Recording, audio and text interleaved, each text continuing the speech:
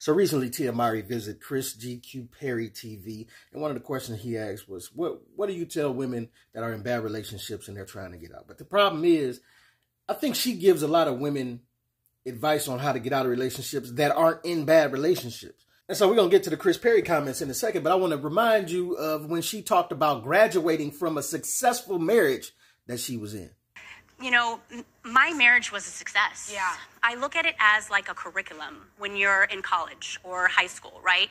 You're learning, you're growing, you're evolving, you're creating. And I was able to create with Corey some beautiful, amazing children. Yeah. And at the end of that curriculum, and at the end, there's a graduation, there's a celebration. So that's basically, you know, how I'm looking at it now. And I feel like people look at, when they look at marriage, that success equals longevity. But no, at the end of the day, it's, are they happy? Are they thriving? Are they growing? And see, this is the thing. This is where you start wondering, like, what do women want? Because y'all claim you want marriage and family and kids and all of this. You get all of that. You say it's successful. And then you say, oh, you know what? One day I graduated from it. It's no longer... It's no longer for me. I'm creating, I'm moving, I'm evolving, I'm flowing. You know what I'm saying? But when you get out into the dating market, again, and you realize it ain't what you thought it's going to be, she shows you once again what that starts to look like as she thirsts and thoughts it up every day on Instagram. Her son, Creole. Hey, mama got to have a life too. Why? It's a bathing suit. Oh, really? It's a bathing suit. Then why are you wearing high shoes, huh? They're boots. Beyonce. Don't care. Rihanna. And so even the children got tired of her thirst trap and trying to find something that she already had. And I keep telling y'all, the grass is greener on the other side, right? Till you get over there and realize it's turf. It's fake grass. You get turf toes stepping on that grass. And then she alludes to that, talking about her dating life now in this TikTok. It got worse, but I feel like it's about to get worse. Oh! It got worse. It got worse. So I just want you to keep in mind that dating hasn't been what she thought it would be. And she thirst trapping it on, you know, Instagram or whatever, trying to find something that she already had. But let's get to her comments with Chris Perry TV. What advice would you give to a woman who's struggling in a relationship? And she's struggling in a relationship that she knows she needs to get out of. Okay. She doesn't know how. What words of encouragement could you potentially give to her? Yeah, I think what I would say to her is, number one, focus on self-love. Meaning,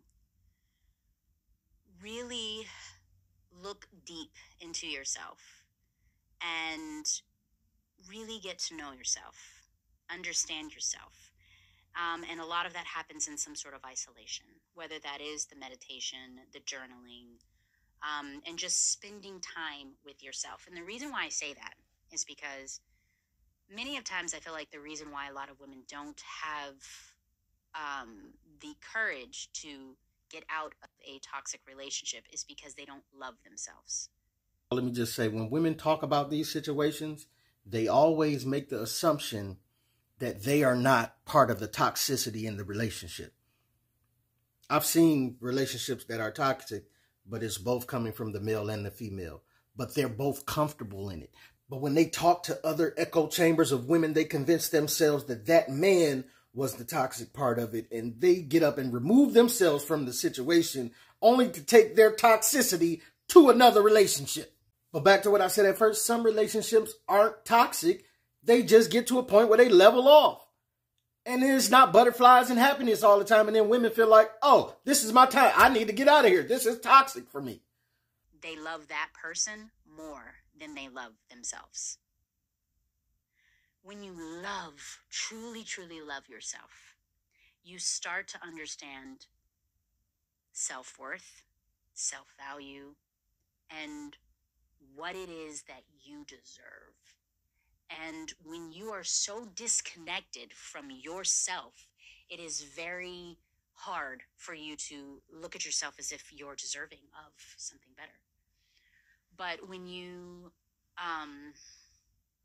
really go on this journey of true self-love, and tapping into you and only you,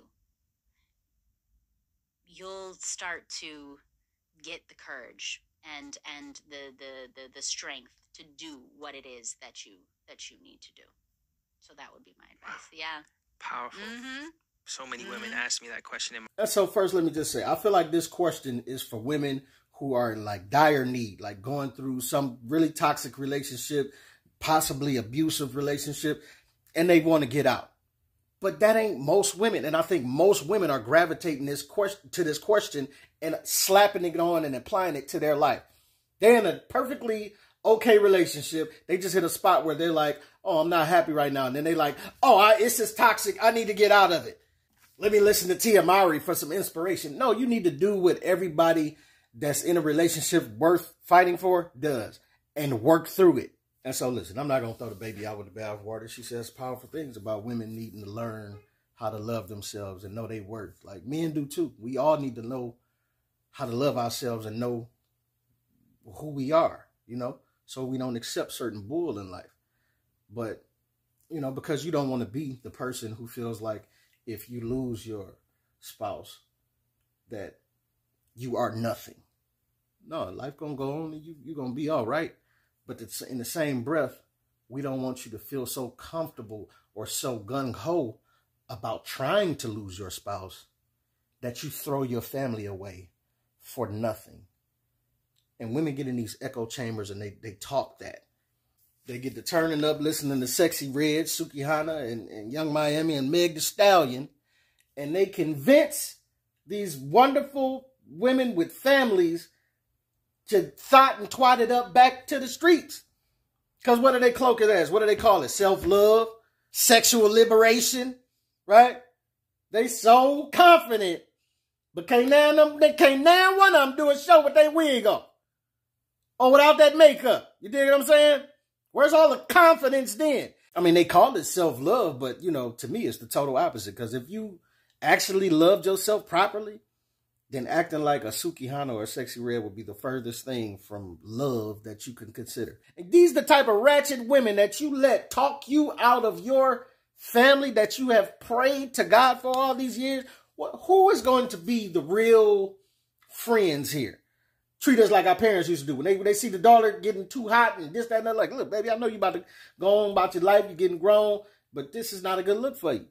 We need that type of love. We need the love of the homegirls that would tell they homegirl, like, so you married and you got kids, you got a beautiful family, and you about to throw it away to come back out in the streets and thought it up with us to this Sexy Red that we listening to? Go home. Go home. We need the real friends. Fellas, we need this too. How many times our friends geek us up? Come on. No, you married. Geek us up. Come on, let's go to the club. Let's go to the strip club. Let's go over here. Where they at? Da, da, da. We looking for them. We knocking everything down from the east to the west. Rooter to the tutor. You dig what I'm saying? Which one of your homeboys is going to give you that real love and be that real friend for you? We got best friends out here, but it don't mean that they actually are trying to help you be the best man and the best man of God that you should be. Because if they was, they'd have told you, like, bro, go home, man. You out here. I mean, we did it all, bro. Your kids at the crib missing you. Your wife at the crib. Like, some of them won't even really tell you that while they living a single bachelor life and having fun, they look at your life sometimes and be like, man, I wish I had somebody home to go home to. That's beautiful, the love they got. That's beautiful, the kids he got. Why don't we do that real love thing for each other where we tell each other the truth and be like, bro, go home, man. Love on your family. Get out these streets with us, man. It ain't nothing else out here, bro. We did it all. And so I feel like Tia needed some family, some homegirl, somebody to tell her that her marriage was worth fighting for. Like, yes, I'm not mad that she loved herself or found herself or whatever the journey she went on. But as she learns how to love herself different, love is genuine, it's natural, but it's also a learned behavior too. She can teach other people to love her as she wants to be loved. And that's something her and her husband could have worked out. Just think about it. If you got somebody, often people speak love language through food. And you bring somebody their favorite food, fried chicken, and it's your way of saying I love you every time you bring it, right? And then when they get 400 pounds and the doctor like, you got to stop eating fried chicken, they switch up and they learn to love their self in a different way. They learn to love their self by eating kale every day to get their health in order, to get their life in order. And you will learn, as they tell you, if you love me, don't bring me no more fried chicken. Slide me some kale or some spinach through here. And you will learn that behavior. And that love will elevate and turn into something different. So I just think we need to find ways to try to work through these relationships instead of doing what Tia is doing and keep telling everybody to find a reason to leave. But it's your boy P. Cam. Let me know what you think, what you don't think. Get at your boy.